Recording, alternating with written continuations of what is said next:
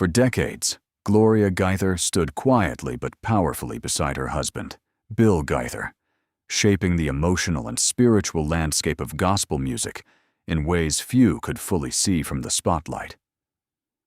Now, in the later years of her life, her voice softer and her tone more reflective, she has begun to signal something deeply personal, a farewell not only to the stage, but to the public rhythm that has defined her life for so long. In a recent message shared with fans through Gaither Music Group, she appeared visibly moved, her words carrying both gratitude and quiet resolve. She spoke of a gentle pull toward stillness, a sense that the time had come to embrace a slower, more private season of life. Though she never formally declared retirement, the meaning was clear. After a lifetime of constant motion, touring, writing, speaking, and ministering, she is choosing to step back, to spend more time with family, and to focus on reflection and writing in a quieter setting. Long before her name became synonymous with some of the most beloved songs in Christian music, she was simply Gloria Sickle, born in Michigan in 1942, into a home grounded in faith, discipline, and intellectual curiosity. From an early age, she showed a natural inclination toward language and storytelling, finding joy in poetry, literature, and thoughtful expression. Her academic path led her to Anderson University, where she pursued English and deepened both her intellectual and spiritual foundations. It was there that she met Bill, a young and ambitious music teacher already exploring his calling in gospel music. What began as a professional connection gradually deepened into a partnership that would shape not only their lives, but an entire genre of music.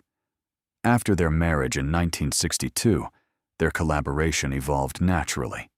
While Bill focused on composing melodies and building a musical presence, Gloria's gift for words began to emerge as a defining force.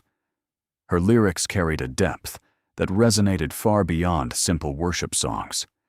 They spoke to real human experiences, fear, hope, doubt, and faith, making them both accessible and profound. One of the most defining moments of her career came during a turbulent period in the late 1960s. As the United States wrestled with the tensions of the Vietnam War and the Civil Rights Movement, Gloria and Bill were navigating their own personal uncertainties. Expecting their third child, Gloria found herself overwhelmed by questions about the future and the world their children would inherit. Out of that uncertainty came one of the most enduring songs in gospel music history, "Because He Lives." The lyrics were not born from comfort, but from struggle and a desperate search for reassurance. In a quiet moment of prayer, Gloria experienced a renewed sense of peace, and the words began to take shape.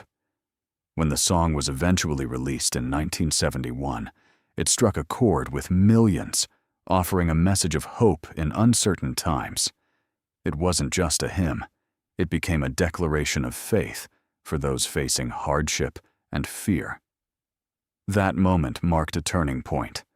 Gloria was no longer just working behind the scenes. She was recognized as a profound voice in Christian thought and expression. Over the years, she and Bill co-wrote more than 700 songs, many of which became staples in churches around the world. Yet her impact extended far beyond music. She wrote books, devotionals, and essays that explored the complexities of faith and everyday life, offering guidance and comfort to countless readers. Her writing stood out because it was both deeply theological and intensely personal.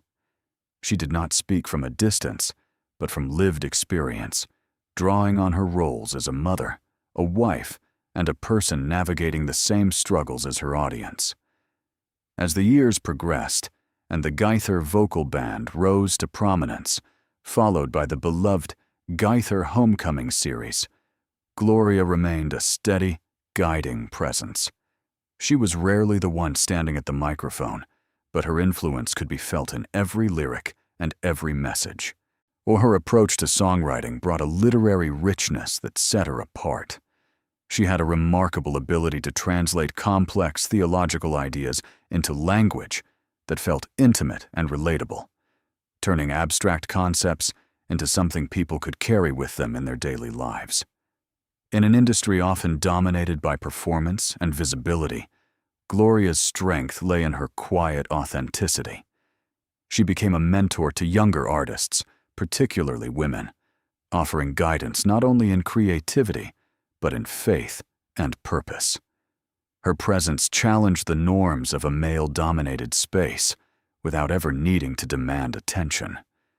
She simply lived her calling with consistency and depth, and that example spoke louder than any spotlight could. Beyond her public work, those closest to her describe a life marked by intentionality and care. As a wife, she shared more than 6 decades of partnership with Bill, navigating the pressures of ministry, travel, and public life together. Their relationship was not without challenges, but it was rooted in mutual respect and shared purpose. As a mother to their 3 children, Suzanne, Amy, and Benjamin, Gloria was deeply involved, even during the busiest seasons.